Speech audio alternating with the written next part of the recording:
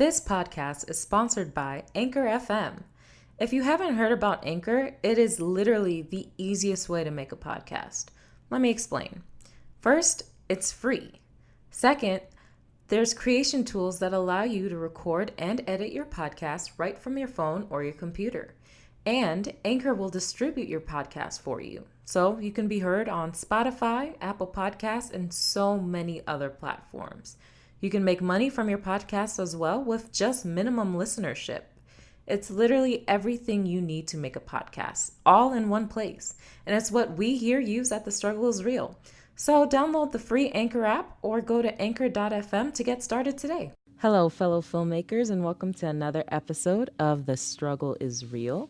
Today we have a special guest with us this morning. We are here with Mr. William Greenfield, who is a big timeline producer. He's worked on movies like Loving, 99 Homes, Django Unchained, Old Boy, and you're working on Superfly right now, right? We wrapped already, yeah. You wrapped? Oh, yeah. Wow, okay. Yeah. So if you could just tell us a little bit about yourself and how you got into the film industry. Yeah, of course. I grew up in a small town outside of Louisville, Kentucky, in the country. And my mom had me at a young age, 16, and loved movies, and would take me to the movies every Monday, which was our off day. And this was the 80s. And then when the 90s came around and I became a teenager, it's all I ever wanted to do was go to the movies, and then got a driver's license, drag my friends there all the time. And my mom was illiterate, so reading wasn't much of a thing in my household. And so she just rented movies all the time for us and took us to the movies, and I just ended up loving it.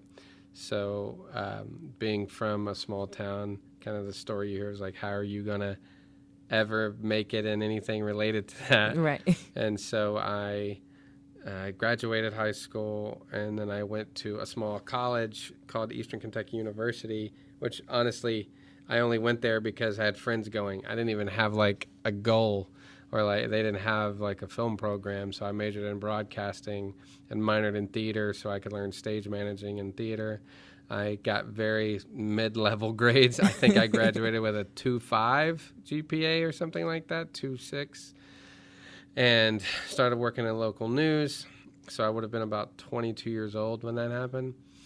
I spent the next 4 years in and around Louisville working at like news stations and waiting tables while postal mailing, because this would have been 2001, postal mailing hard copy resumes to New York City every Monday for 2 years to their Made in New York program, until I got a phone call to move to New York for free, work for free on a $120,000 budgeted movie that nobody saw, that you've never heard of. But it was scary and fun, and I had about $800 in my bank account, and I knew that I'd last about 4 weeks there because I was still paying rent in Louisville. Not that it was that much rent. So you left Louisville to go to New York on $800. On $800. Jeez. I lived in Harlem in a basement apartment on 153rd and Broadway with this Mexican family that was very generous. They had very little money. It was a 300 square foot apartment, and I slept in a twin bed a foot from a stranger in another twin bed, and we paid the family $60 a week. And the movie was shooting in Brooklyn, so I don't know how well you know New York, but Harlem to Brooklyn. From Long Island. Harlem to Brooklyn takes a while. Yeah. In the mornings. If it's the middle of the night, you know, it's not so bad, or you can switch to the what is it? The other train that's, I forget what you call it, the fast train that like has less stops. So it wasn't as bad, yeah. But yeah, it was rough. We would work like 20-hour days for free, and then I'd ride the subway for 90 minutes and sleep 3 hours and go back. Jeez. But it was also the most exciting time of my life. Like thinking back at that, I don't know how I did it. You know what I mean? Like I wouldn't do that now, but back then it was fine. Right. But like if you ever, you know, I actually tell this story a lot. Because I grew up in the 90s, everybody was a Puff Daddy fan, but I remember he would always talk about riding the train 2 hours each way, you know, when he was interning at the record label. It's like the same thing. Like if you're not willing to do shit like that, right, then you're not going to make it once you actually get in the business, because, you know, it's a tough business, you know, and just that's how I met people, and then made some good contacts, and then I followed a girl who's my current wife still to New Orleans right before Katrina, about 3 months before Katrina hit. Wow. I got a PA job on a movie of the week that you've also never heard of. And that's the rest is history. I mean, the hurricane hit. You couldn't shoot in New Orleans at the time because you couldn't get insurance, and everything went to a small town called Shreveport, Louisiana. And that's it. After that, there was a lot of productions in Shreveport. It was kind of like, I guess, if suddenly like McDonough outside of Atlanta got an explosion of productions, it's kind of what it was like. So like there was one Starbucks, one Walmart, one Target, in that town, and that's kind of where I came up. And I met a lot of producers there, and just kept moving forward. Then moved to New Orleans, then moved here. But I mean, I work obviously anywhere and everywhere these days. Right. Yeah. That's awesome. So for some of our listeners, they might not know exactly what a line producer does. So can you just explain what a line producer does and what their responsibilities are? Yeah, of course. And I'm in the middle of it right now because I'm in soft prep on a movie, and I'm dealing with a lot of stuff. So basically, they say, okay, well, here's $10 million. That's all we have to make the movie, because they've most likely pre-sold the movie in foreign territories based on actors. So I go, okay, well, I'll do a budget, and this is what a $10 million budget looks like for your script. I tell them, well, maybe that's enough. Maybe we're cool at $10 million and I feel comfortable. Maybe I don't. And the current movie I'm about to do, it's not impossible. I'm not exactly comfortable, but I'll figure it out, but we just have to be creative. So what I do is I'm responsible for that $10 million. I'm responsible for communicating to the director, all the producers, the financiers, what our struggles are, what our strengths, weaknesses, areas of concerns are as we move into production. It's my job to wrangle the director when it comes to certain things that they may want that we can't afford. So then I need to come at them with like, well, what about this other scene that you want? What if we do this differently, and then we can do what you want over here? And just communicating to the producers and director all the time. While a lot of times the financier may also be an on-set producer, sometimes they're not. Sometimes they just come and go once or twice, and we only ever talk on the phone mostly. And it's my job. I'm responsible for that. My production manager or production supervisor is responsible for the majority of the below-the-line budget: set, deck, grip, electric, Teamsters, all that, where I'm writers, director, actors, producers, and I deal with that side of the budget. But in the end, if something goes bad, I'm the one that goes down. Right. So, that's why I've never had that happen. But, it can get tense on set, especially when, one thing I always like to talk about is a director, they do a film, that film isn't good, they may not get to do another film. I do. Mm-hmm. I just get to keep rolling. I'm not that I'm not going to be associated with a film that's poor quality, but not in the way the director is.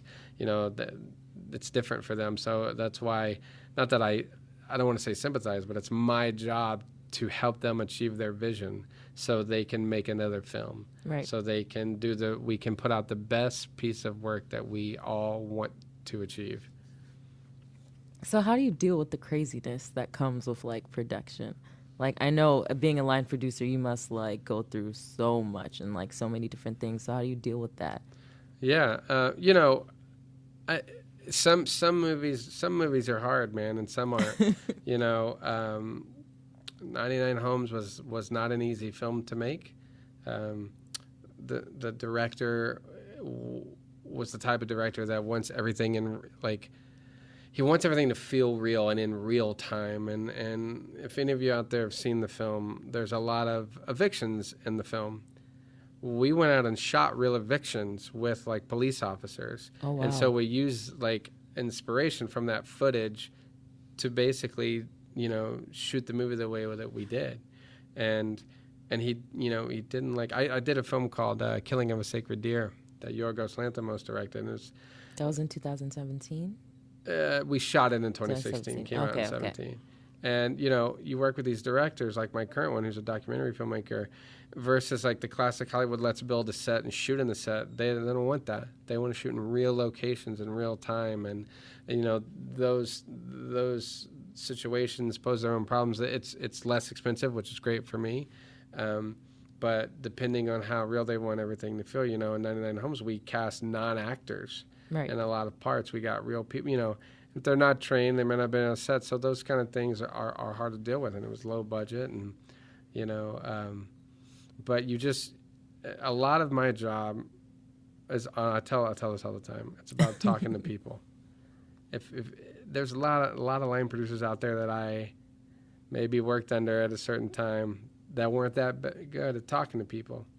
And when your celebrity actor is frustrated, even if it is, no matter if it is a just reason or not, people get frustrated. It doesn't matter if it's a celebrity or the set intern or the PA. Like, how are you going to manage that? Right. I need to know how to talk to each one of those people differently, and wrangle problems. I mean, weather.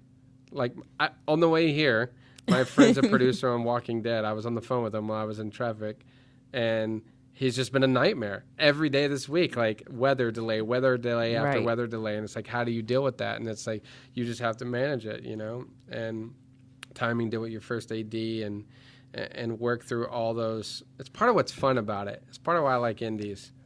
When you do a studio movie, yes, there's a budget. Yes, it's our job to watch the budget. But in the end, there's always there's like a big bank above you. Right. That if something truly goes wrong, like weather, it'll get covered. Well, it's not like that on an indie. There is no more money. Here's what you have. You can file an insurance claim for certain things, but not weather. So it's like, how do you manage that? How do we figure that out? And that's what's so exciting about it. Sometimes it's hard, and you get through the day. One day's easy, and the next day's total chaos. All day, nothing's going right.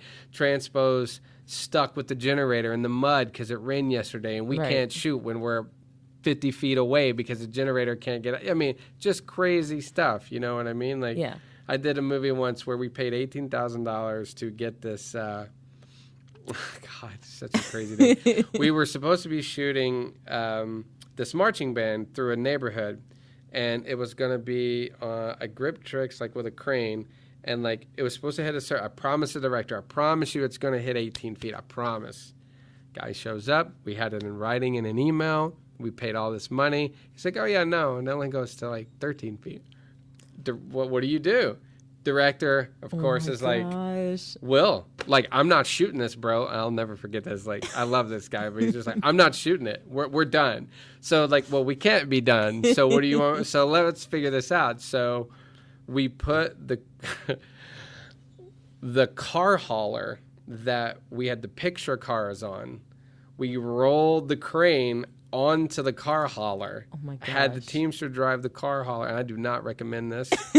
Had the Teamster drive the car hauler, and we got our shot. I mean, like, when the moment went down, I was like, yeah, I don't know how to fix this for you, And it's like, through people on set brainstorming, it's like, why you gotta love the Teamsters. If I remember correctly, I think it was their idea, so everybody working together, and it was one of the most rewarding days I've ever had on a set, And by the way, that movie's called Assassination Nation. It'll be out later this year. It's gonna rock. It's in post right now, right? Yeah. Okay. I mean, it's done. Okay. Just Neon, the distributor, is gonna release it later this year. Okay. Yeah. Cool. Looking forward to seeing it. I don't know if that answered your question. It did. Yeah. So. At what moment did you realize, like, you had finally made it into the industry? Like, at what point did you you went from being not paid to, okay, now I have a steady paycheck and now I'm growing? Well, I'll give you two. And there's, hey, I made it, I'm in the industry. And then, like, I made it and I'm a producer, which obviously they're both rewarding at different stages in your life. One is exciting because you're really young and you're like, I think this is real. And that was really, it was after Hurricane Katrina. My wife and I were in Shreveport, as I had mentioned, and I gotta remember this. There was a pilot shooting in Natchitoches, Louisiana, which is a town where Still Magnolia shot, and it was back when everything still shot on film. And my job, I was a film runner, which is what I did several times, which nobody has anymore, really. Which means back in the day, you didn't want the film to change planes. You wanted a direct flight. Well, in Shreveport, there wasn't one, so I woke up every day at 3 a.m. I drove an hour south got the film, and drove 4 hours to Dallas and put it Wow. on a plane. That was my job. Basically 10, 12 hours a day in a car. It gets old, but that was my job. And I was like, all right, and I had done it in New York on a low budget movie. And that job led to this Sandra Bullock movie called Premonition. It was one of the first times I learned how to hustle, which is I got the email address of the production manager, and I blind emailed her. And I get asked a lot, hey, should we do that? Yes. That's how I got that job. She responded within an hour. I got hired as an office PA. She was the reason I said, oh, I'm going to do that for a living. Like, I was still kind of filling myself out. I had a problem with authority when I was that age. Not that I still don't. It was a little worse. You can have a problem with authority when you're a producer. It doesn't work well when you're a PA. But she really took me under her wing. And, I'd change trash at the end of the night, but then I'd be, like, helping her with, like, budget stuff because she didn't have an assistant. Right. And I was really excited about it. And it was just a really pleasant experience. And Sandy Bullock is just the nicest lady ever.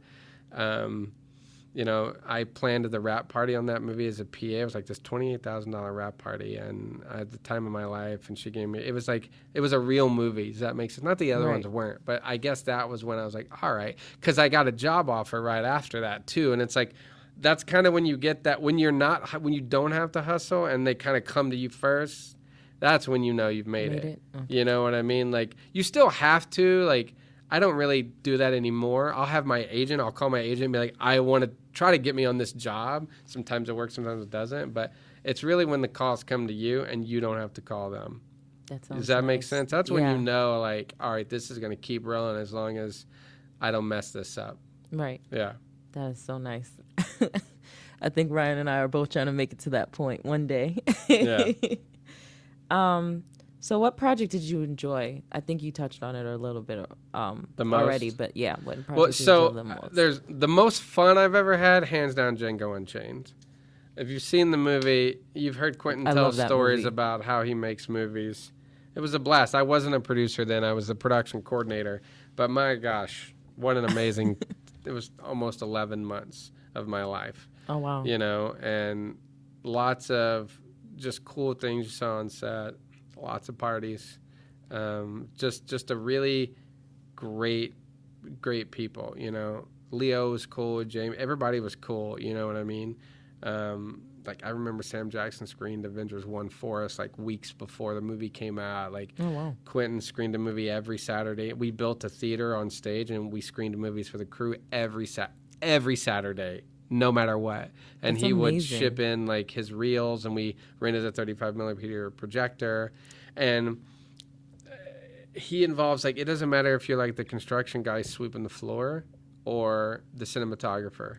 You're like part of it. You know what I mean? Right. So that was a really like, holy shit. Well, hopefully I can cuss on this. Sorry. You can cuss. A holy shit experience, I also had never, of all the movies I've ever done, I've never had so many people come at me for jobs. Like, we were like, the movie in New Orleans at that time. Right. So it was just a blast. But then Loving is my absolute favorite experience I've ever had, because we were telling a really, really important story. And it was slightly personal to me. I was in an interracial relationship in college in Kentucky in 98 in Richmond, Kentucky, not even Louisville, which is not really progressive. I mean, it is now, but so we went through some of that, even in the 90s, not in the way the Lovings did, of course, but it was my first, like, it's funny. I grew up in a town. I grew up really only knowing 2 African Americans my whole life, and they were students with me from middle school to high school, and I would see what they would go through, but I guess I was kind of like ignorant to what was out there, to the hate that was out there, just because of how I grew up. And, I didn't really feel that until I was in an interracial relationship. So when I got Loving, I was so overwhelmed with like, this is so awesome, and I studied a lot about their story, and just Jeff Nichols, that director, and Sarah Green, that producer. And Sarah Green I know you guys are young, but somewhere along your career, there's going to be the one person that you're going to owe the majority of your career to, you know, that when the phone rings, when she needs anything, you answer. You almost feel like, I know I don't work for her anymore, but you kind of feel like you do whenever she emails or calls. Like, you got to get back to her right away. I mean, she gave me my break. That was it. I'd never produced before that. And still to this day, I don't know what she was thinking, but I really, really am glad that she gave me that opportunity, because at the time I was so scared and nervous, and it was so exciting. And we were in Virginia, and I'd never shot there. And if you've never been to Richmond, Virginia, it's so fun. It's a great town to be in. A lot of history. DC's nearby, and we were shooting in some of the real locations, and you don't get to experience that a lot, you know. The state gave us a grant because it was historic to the state. The governor threw a party for us at his mansion. You know, like, it was just like one of those times. My wife was on the movie. My wife's a camera assistant, and she knew the other camera assistants. So she did the movie with me. I brought a lot of my friends from Louisiana on it. I mean, it was perfect. Like, that's the word. It was perfect. And I'll be chasing that experience for the rest of my career, probably. I can't imagine it being topped. Nice. Yeah. You can't break newness, you know what I mean? Right. First time you fall in love, your first PA job, like, that was like, you can't, like, I'll never replicate that feeling. Right. And yeah. Maybe if I get an Oscar nom, but who knows? Yeah. Hopefully sometime in the future. But so both you and your wife are in the industry. Yeah. So how do you keep your relationship? Like, how do you keep a steady, healthy relationship? Yeah, it's working in a crazy industry like this. Are you the one that asked me that when I spoke? No. Okay, somebody else did. Yeah.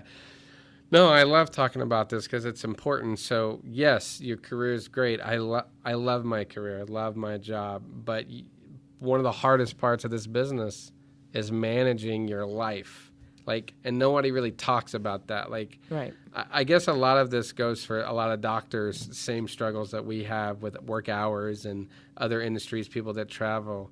And your heart's got to be on both sides equally. And in the end, as much as I love my career, I have a new I have my only baby. We have a 7-month-old. So there was 12 years of marriage. We were both PAs to both us, you know, growing, having a child, and how you do that. And I'll be honest, it wasn't that difficult coming up the ladder, because you're not doing a lot of traveling then, because people aren't bringing like the low end people as distant hires everywhere. But like when she became a second AC, she hooked up with Barry Ackroyd, who's the Oscar nominated DP of Hurt Locker, and she did Captain Phillips with him, and Jason Bourne, and Big Short. I mean, she did Detroit with Catherine Bigelow. I do remember you mentioning yeah, so like that. Right. She was always traveling, and I wasn't so much until I started producing. And so it's really like, how do we manage this now, because it won't work, right. You know?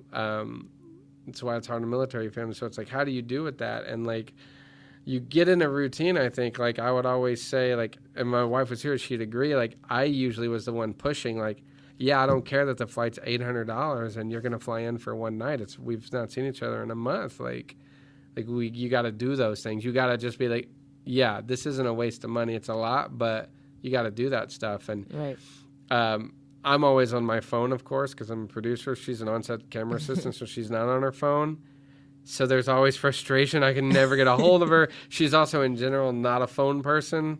So, like, you know, you go through the youth of your marriage, you find a balance there, and you work through it. But it comes down solely to, if in the end, if you both aren't on the same path of you got to choose the other person over the job at all costs, then you're probably going to get in trouble, you know. And that's how you keep making it work. I'll tell you this. This was one of the hardest times in our marriage. My wife was on Green Lantern, and I was in Shreveport working, and she'd been gone so long, and we weren't getting along so well, you know. And, you know, we had talked about, God, when was that? It was like 5 years into our marriage. There was a brief discussion of divorce, and I'd got offered a job in New Orleans as she was coming back. Now, that job at that time would have gotten me in the Directors Guild probably a year or two faster than I did. And I said no to it. And we took this couple week long vacation together, and we were all good after that, you know? So like, that's great. I guess that's a moment that defines us. We tell that story a lot, you know, and you got to walk away from it. And it was all worth it in the end. You know, my career's obviously fine. Right. You know, when you're young, it's hard to say no to a movie. I coach a lot of my younger friends a lot who are like, hey, should I do this or not? It's hard. Like, if you're like, say, in the art department and you're not happy and you want to be in the camera department, right, and you've been in the art department for 2 years, well, you got to be strong and start saying no, or else this is just going to keep floating further away. Right. And it's hard when you're young. When you're older, it's easier. You have enough money to say no for risk, or you can not work, you know, but you got to just keep it real to yourself with that. I coach a lot of people. I'm just like, why do you keep saying yes to this department you don't want to be in? Right. Because, I don't know, because they're making $2,000 a week, or they're gripping, and like, but yet they want to be in camera, you know? So you got to kind of focus on that when it comes to making the best choices for you and your wife. But that's how you manage it, okay. I guess. That's really good advice. Yeah. So you talked about joining the DGA. Yeah. So what track did you choose? Because you mentioned it last time you spoke on the different ways you can go about joining guilds. Yeah. So obviously I'm a unit production manager and producer. That's DGA. So there are several ways to do it. There's one basic way. There's only one way, but there are different routes to that. Right. The DGA requires you to have 90 principal photography days as a UPM and 30 prep and wrap days over how many ever project it took you to get to 90 shooting. The 90 shooting are the ones you care about, because usually in one movie you get 30 total days of prep and wrap, right? Right. So it's like, how do you get those 90 days? And there are two ways. One is to seek out non-DGA films. So first of all, you got to become a production manager. Right. Then you got to seek out non-Directors Guild movies, which 99% of the time are two reasons they're that way. One, it's a first-time director. Two, it's a European director or Canadian. Well, if you're Canadian, it's DGC, but that's how you get non-DGA jobs. And so then you do those jobs. One job does 25 shoot days. Well, there's 25. I did 4 of those over 4 years, and I got in. Some people might do 4 in 2 years. Some might do 4 movies in 10. It's kind of a wash of like what to do, you know? Like, right. I tell my friends, like, if you're trying to get in the DGA and you live in Atlanta, and like, actually, this is a prime example. When I was doing Killing of a Sacred Deer in Ohio, my close friend who worked, he was 2 positions under me on Django, and we, you know, I kept hiring him. We kept moving up together. He was starting to production supervise and was getting wanting production manager days. I took this meeting in Ohio with this producer because this other producer asked me to try to help them. And in that conversation, he goes, I need a non-DGA UPM. So I called my buddy, and I was like, he wants a person to work as a local. You can sleep on my couch. I only have a few weeks left here. But I don't care if you sleep in your car, you find a way to like make this happen, because it can take years for those days to come back around. Right. Because if you think of all the production out there, 10% of them, 20% are non-DGA. Most of them are DGA. Right. You know, so you hustle, you seek those out, and then you get your days and you get in. Now, once you get in, you're not fully in, and that's what a lot of people don't understand. There's a thing the DGA has called SoCal and third area. Atlanta is third area. So first you get in. When I got in, I lived in New Orleans. That means I can work in New Orleans as a local and everywhere else other than LA or New York, which is really third area. So I just a month ago, 4 years after I got in third area, I got my SoCal days. Wow. You have to have 300 shooting days to be qualified to work in LA and New York. So at 40 years old, I have those days, which I will tell you is young. My mentor just got in at 48. My other mentor is 49. and still isn't in it. My other buddy actually is 2 years younger than me and still doesn't have his third area day. So like it all depends. But again, I don't live in LA, but recently in the last year, I've been asked a lot to do movies there. So that's your path. You can also be an assistant, get promoted up that way through different paths, but that's pretty much the path you take. You can. I'm going to put one more note on that. Okay. I'm going to take it. I just got to think of the movie I'm about to do. I'm DGA. My director's British. She is not DGA. Okay. Mm-hmm. So the movie could be non-DGA if we wanted it to be, but they wanted it to be DGA. So in theory, if I wasn't in the DGA, I could still do the movie, and I'll tell you why. It's an indie. So what happens is Warner Brothers, Disney, all the majors, they have long-standing annual contracts with the guilds. One independent film that's DGA does not. Mm-hmm. It becomes DGA signatory during pre-production in that 8 to 6 weeks of pre-production. And it doesn't actually become signatory in reality till the last 5 days of prep right before you roll the camera. Wow. So it's a bit of a loophole, and what we call that is being an incumbent. So in theory, even though the movie's going to go DGA, when it starts, it's not. Mm-hmm. So it's a bit of a loophole where like you can hire someone that's not in the guild at that time. Then when it goes DGA, it in theory becomes and flips DGA, and they can be paid as DGA, and you can get in that way. Now, I have friends that have gotten in that way, but that's also slim. That's like even more of a slim chance than the other direction I told you. Right. So that's another way. Sorry, go ahead. No, it's fine. My answers are long-winded. No, I enjoy all this information, and I think my listeners will benefit from all this information because it's so helpful. So what advice would you give to young filmmakers who are trying to break into the industry? Say that they pack it up and move to LA, or stay where they are and create as much content as they possibly can for now and then go. Right. It all depends on what you want to do. Like, almost everyone you meet wants to be a writer or director, right? Every now and then you meet someone that wants to be a producer. You meet someone that wants to be a production designer, a costume designer. Even though we've advanced so far, I mean, look, I got into business in 2004. Digital didn't explode till 3 years later. It changed everything. It made, for you guys, I assume, are in your early 20s, mid-20s, somewhere around early that. 20s, yeah. Yeah, like the opportunity. I mean, Tangerine was shot on an iPhone. I mean, come on, like, yeah. So it changed everything. And what that did, it created opportunity in places, cities where there wasn't before, But it's simple. It's not a general question of where to go or what I would need to know. Like, I answer that based on what someone wants to do. If you want to direct and write, every director I know, and I tell it all the time, every director almost always financed their own short film, got it in the festival, and somehow that got them their first feature. Mm-hmm. Darren Aronofsky did it at NYU. Jeff Nichols did it after he graduated from North Carolina School of the Arts. So many people, it's the same story. So if you want to direct, write a short, get free gear, get some insurance, because that's really the only thing you have to pay for. And get it in a festival, or write a feature, which Jeff did too.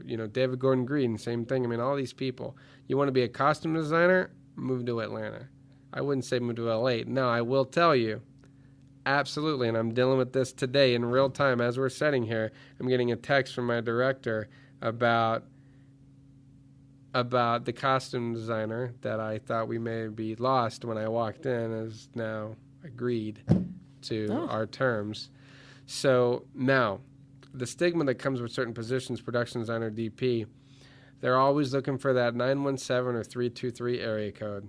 Mm-hmm. And I'm not kidding. I don't know why. It's still a big deal. It's why you can break in areas like Atlanta as a costume designer. That's probably a position, or production designer.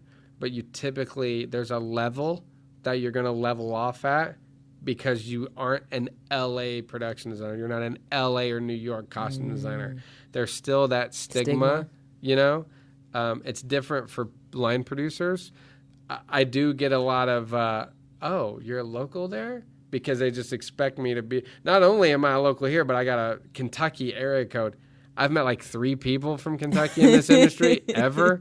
So like I actually enjoy that it sets me apart, you know. I never had to move to LA and I still made it, which to me I love that about my story. But it really is like, if you are trying to create content and develop content, that still happens in LA mostly. It happens in New York, but it's different there. It's much smaller, an artsy indie vibe, but like it's all in LA. You know, but if you want to do you want to be a first AD, yeah, move to Atlanta, move to New Orleans. You want to be a gaffer, a key grip, a set decorator, like even production designer. You know, you don't have to live in those places. You may eventually have to move there just so you can be looked at a certain level. But there's just so much opportunity in places like Atlanta and New Orleans, even little towns like Cincinnati. There was a great crew base there where you can expand. So where do you see the industry headed here in Atlanta? Like, where do you think it'll be in like a couple of years? Like, do you think it'll go away because some people think that the tax credits might not be here to stay? Well, if the tax credits go away, it'll go away except for Turner, BET, and Tyler Perry. The studios will stop coming. They just will. The other 3 I just named won't because they're based here. They were based here before there was a tax credit, so they're not going anywhere anyways. So, yeah, I mean, it's partly why I left Louisiana, you know, 3 years ago, when the incentive got in trouble. So many of us moved here because we went from having 20 movies to 3, you know, so it's like, and in New Orleans, I was like number 6 or 7th on the list because the guys have been there forever, older than me and bigger resumes. I moved here, I was number 2, you know, and which shocked me. For whatever reason, the line producers and UPMs weren't moving here. Or if they were like, there were people, but like they were on, what were those shows? What were the Vampire Diaries for like a decade? So they weren't doing movies, you know? So it's like, I'm not competing with those people because they're on this long-standing series. And I don't do television. I only do features. Right. So I created a niche for myself. You know, I think as long as the incentive stays, it's just going to keep growing and keep growing. There are more sound stages being built all the time, you know, more equipment houses. There's nothing I have to get from LA anymore except if I do a period film and I need like wardrobe that I might need to bring in from New York or LA, or a really specialized piece of gear that just like you rarely use, you know, that's like maybe not here. You know what I mean? Right. So, I mean, you don't have to get any, honestly, you don't have to get anything. I've done movies here where like my entire crew was local other than my DP, production designer, and costume designer. Just those 3 and everyone else was local, you know? So, I mean, my current film, for whatever reason, the department you always struggle with, you would think that we'd be spending money on like the decorator or the camera operator. You know where I spend money bringing in people? Accounting. Wow. Yeah. Really? Accounting. Wow. Because first of all, the good people are never available because that department is so hard to fill because everyone just is unavailable all the time, you know, and I'm going to have like 2 or 3 distant hires in accounting. Wow. You know, so it's like hilarious. You know, there are people here, but there's just not a lot. People either don't want to do it. That's not why they went to film school. Mm-hmm. You know, a lot of people in accounting have families. They're still working on a movie, but yet, you know, they're not working 15 hours a day. They're working 10. Mm-hmm. And they can have a life. So it makes sense for people. But it's a hard department to fill. Specific positions, costume supervisor, hard position to fill. You know, but like the crew base here has exploded, so it just keeps growing here and growing and growing. But you know, if it leaves, I'll probably leave. But I've also reached a point in my career where I can live anywhere and still work. I just will have to work away from home, which I'm trying not to do. But yeah, but I think it'll just keep growing, and the state has space to expand, land. You know, if Amazon decides to come here, that's more infrastructure. I mean, it's just. There's so many hotels, so many things. Like there's nothing you need elsewhere. Right. And it used to be a lot. Dude, 4 years ago, it was so much less expensive to shoot here. It is. I bet it's went up 30-40%. Oh wow! For equipment, I believe it, hotels, yeah. I used to be able to put a crew member in Midtown for $75 a night. Now it's like $150. Oh, wow. Yep. Wow. Yep. So what do you look for in a story? Like, what convinces you to take on a project? Oh yeah, I mean, look, first of all, I want to read the script. Who's the director? Who's the producer? And predominantly, who the hell is financing this thing, so I know we're going to actually have money.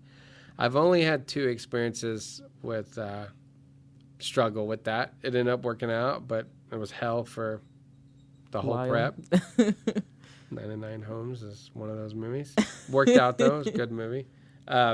So those things,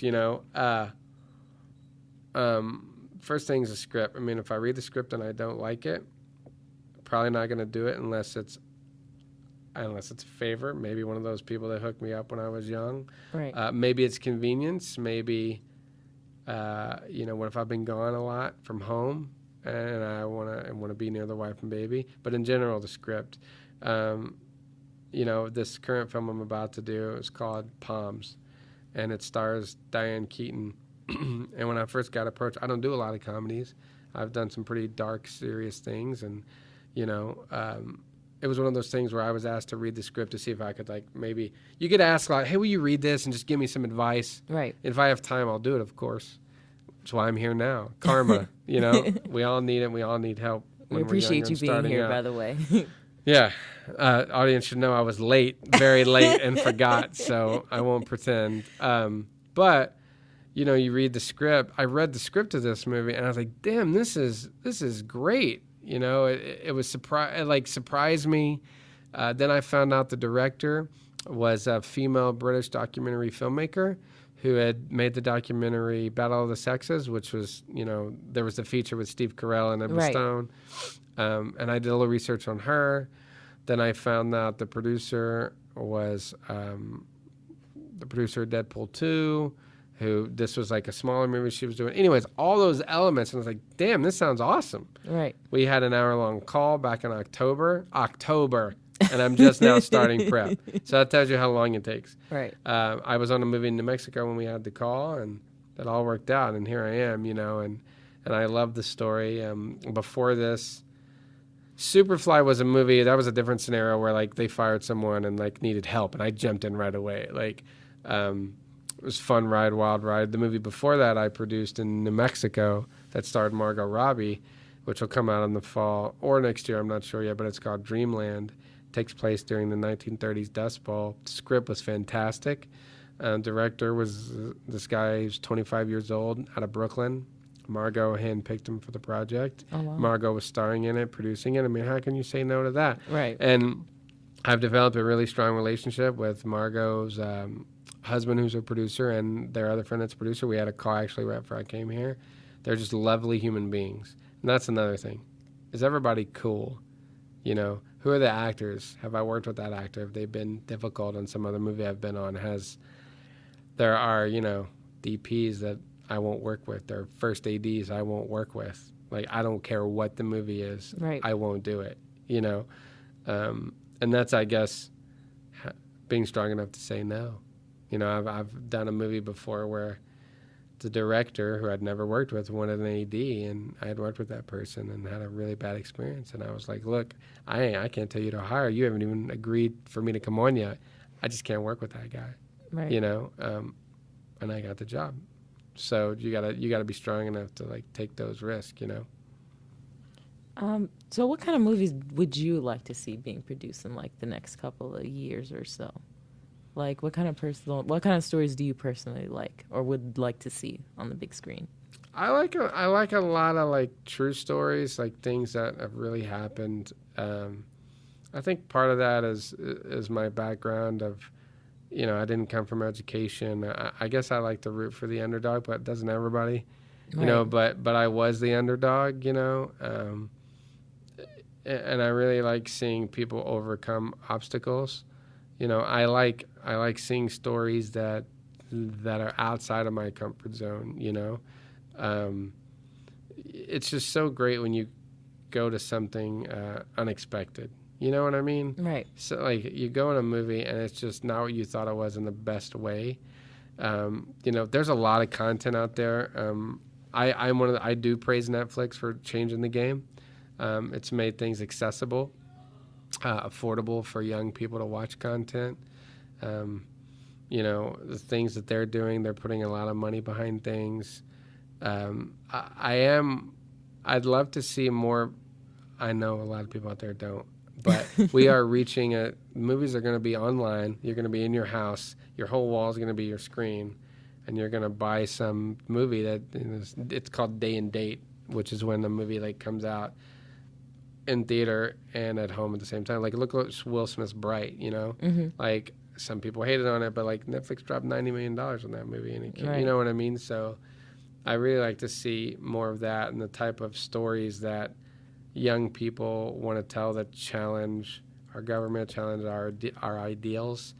I love stories like that, I like Take Loving. It was just, they didn't even mean to like be the people that changed the Constitution. Right. Like it just happened. Right. That's just the best story ever, They just never intended it to be that way. They wanted this quiet life, and their life kind of got on a different path that you didn't intend. So things like some people argue like 13 Reasons Why, like is it bad for that topic, is it good, like things that are anything that's going to challenge us, anything that's not a cliche. Like I wish I could see an action other than Deadpool where they make fun of it. Stop making action movies where the hero walks away from an explosion. Right. So, break the cliches, break the mold, do something different. That's all, which is what Deadpool did. Like, that's a prime example. Atomic Blonde was one of my favorite movies of last year. Like, you don't have a female heroine like that, I'm still waiting to see that movie. It's badass. I have it on my DVR. It's like, that was a movie that surprised me. Like, I knew it was going to be good. I read everything. I know every movie that's coming out. I know... You did mention that you read all like the insider all day, stuff, every day. That everything. Is all I do. Saturday, Sunday. My wife was here. She was like, "That's all he does." Yeah. This morning I was at a coffee shop reading my Hollywood Reporter magazine. I was reading about MoviePass, another game changer. Don't fully support it, but hey, they're rocking the biz right now. Do you guys have MoviePass? Yes, of course you do. I will shout out to MoviePass, trying to get sponsored, hopefully one day. I told I don't play in the stock market, but I give entertainment stock tips because I read so much. And I told all my friends, I don't know if you guys know, but the MoviePass stock plummeted in the last week. It was $38 a share months ago, and it's 70 cents, which is bad. Really? Yeah, because the parent company is like hemorrhaging, and so there's talk that it may die.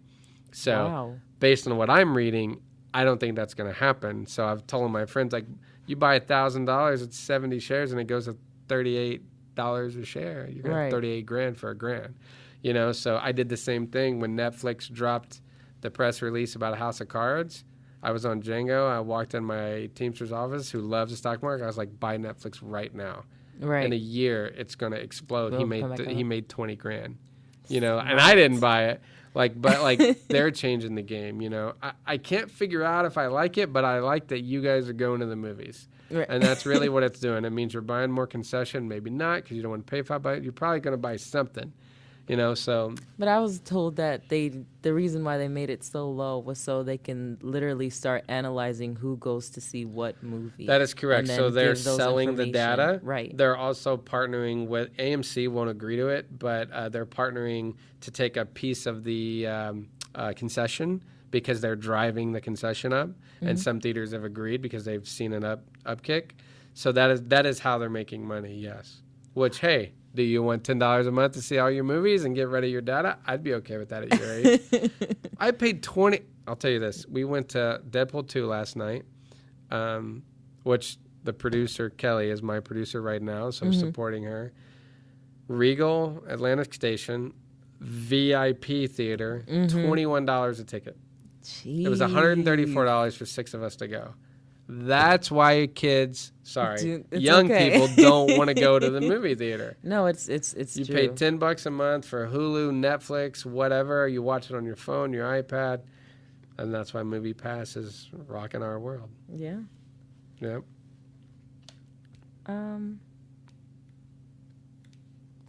Wow, I think I asked all the questions that I had. I got a little off topic there. Sorry. That's okay. Oh, here was one question that I didn't get to ask yet. So why is it important for you to give back? Because you mentioned that you always like to reach out and like good karma and stuff like that. Well, Why yeah, is I that reached important out to for you? Quinn to come here. Yeah. He didn't reach out to me.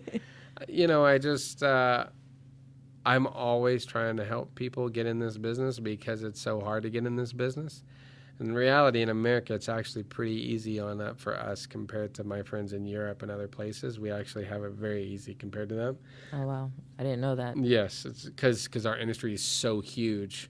And there's like, even though there's all these people, there's still so many more doors. And theirs is like tiny with a ton of people, so it's different. So many people helped me along the way. I mean, that's my only answer. It's like I got so many opportunities when I was coming up the ladder, and people believing in me when you may or may not believe in yourself. And you need someone to, like, help you believe you can make it. I'm a pretty confident person, thanks to my mom. Thanks to my dad, I'm really good at talking to people. A lot of people don't have that. Maybe they're shy. Maybe they don't understand. I mean, honestly, it's just a lot of young people don't understand how to get in. Right. Where are the doors? How do we open that door? And I'm here to tell you how. That's it. That's really great. And the things that have happened to me in my life, when in theory I should, be working in a factory, living in a trailer back home, I have to repair that somehow. There's no other way, and especially when I meet someone that's like, where the struggle is real. Yeah. You know what I mean? It's like somebody helped me. I didn't get where I am without, sure, I made this happen, but I didn't make it happen on my own. Right. You got to have people there to, Sarah Green, that woman I told you about, after a phone call and an interview, she believed in me, got some good references on me, and took a leap of faith. And it worked out. And she got me Killing of a Sacred Deer, which got me an agent. I could go on and on. So you got to give it back, especially in a business that's so tough, and so many people just don't know how it works. Right. That's why I keep it real. We appreciate you keeping it real. That's why I told myself for being late. Producer cliche. Yeah. But for me, especially because I'm Haitian, so both my parents were born in Haiti, and I used to tell people that I was born in America, but like even though I'm American and I have American citizenship, they ship me to Haiti all the time. So it's like I went to school in America, but lived in Haiti. Haiti? Yeah. So like, being Haitian, or I guess just being the child of an immigrant, you have like a couple of choices for a career. It's either a doctor, an engineer, a lawyer, maybe a business person. So like when I started to really enjoy art and film and stuff like that, I had no idea how to like get into the industry. I had no idea who to talk to, or I just had no idea. I had no clue on how movies were made or what to do. So when people like you like really reach out and say that you like to help people, like I really appreciate that, because I had no one at home to help me figure it out and stuff like that. So I really appreciate your time. Coming from, I'm sure, are they still there? No, they're here in America now. They are? But yeah, they fly back and forth all the time. They don't like staying here. Well, it's a beautiful time in our business for women, and I think you are going to come out of school at this amazing time. And when I have a daughter, and when you're a man and you have a daughter, I don't know, some blinders. It's funny because you think like, no, yeah, I'm pro women, and then you have a daughter, and you're like, oh my god, I'm terrible, like, and it's like I thought I was like pretty open, and then you're like, you look at things different, and I actually this particular movie, I had told my agent like, hey, I want to do a film that a woman is directing because I'm about to have a daughter, and it's special to me to like show her that, I mean, yeah, she's a baby, but still, right, and it happened. That's great. Yeah, karma. I'm telling you. Yeah. Well, we appreciate your time. Thank you so much. Do you have any parting thoughts to give to our listeners? Yeah, I just want to say, like, one of the things I always end on is, when you're trying to break into business, it doesn't matter if you're trying to be a PA director. You need to start off going like, first of all, don't give up. But you hear that all the time. Like, you need 2 years of struggle. Expect 2 years of struggle before, like, maybe they're calling you, if you're lucky. So, like, just because it ain't happened in 6 months doesn't mean you need to get frustrated and run home, which I see a lot of. You got to just keep going at it and at it and at it and at it and until you're going crazy, and then it'll work, and treat people well. Like, that's also one reason why, my job's pretty stressful, but I stay calm. I'm peaceful. That's how I got Loving. It's how I got Killing of a Sacred Deer. Keeping my cool when things get tough, and be willing to sleep in your car, be willing to sleep on a floor, your friend's couch. I don't care. Like, if you're not, there's 100 people behind you that are. And why are you any different than them? Like, you know what I mean? Right. You want somebody to be there. When I interview people, sometimes it shocks me how little they follow the business. And, you can do a lot in this industry without following the business. Like, does your graphic designer in the art department really need to read Hollywood Reporter every day? No, they need to know their job, and that's all good too. But if you're trying to be a producer, director, you need to know who the actors are. You need to know who's hot, who's not, like what deals are being made, what companies, who's A24, who's Neon, like what are the companies making the good art? Like, if you were living back in, it's like, would you rather hang with Picasso or some watercolor painter? It's like, do you want to hang with the greats? Or do you not? Maybe you want to make yourself great, and that's cool too. But you also need to know what the hell is going on. And it surprises me how little young film students, whether you're a film student or not, like young people breaking in the business, don't follow it. It's on your phone. The information is everywhere. There's no reason you shouldn't know what's going on in the business. You know what I mean?